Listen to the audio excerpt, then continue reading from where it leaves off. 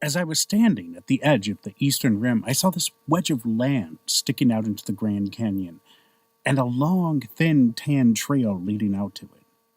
I ran around asking everybody, "Hey, what is that wedge of land down there with that long, thin, tan trail leading out to it?" And a woman told me, "That's the best place to get a perspective of the canyon from. It's called Plateau Point." Looking out on it, a rush of certainty flushed over me.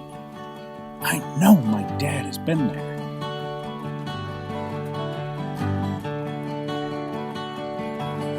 Now, I don't actually know my dad has been there. It's a story I told myself, like most of my knowledge of him. The earliest story I remember hearing about my dad was from my mom. Whenever I asked about him, she'd give me a one-sentence story. "Your father was a monster."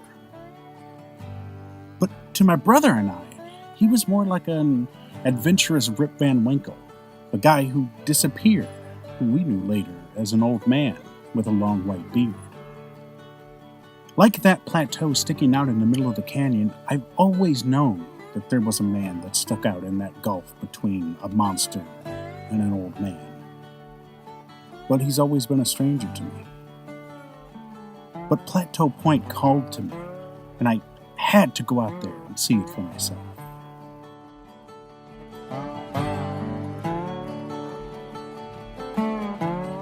So please join me for my story and many, many others in the Side Project Theater's second annual Festival of Storytelling, where we'll feature over 40 storytellers in our 3-week festival starting Sunday, October 20th.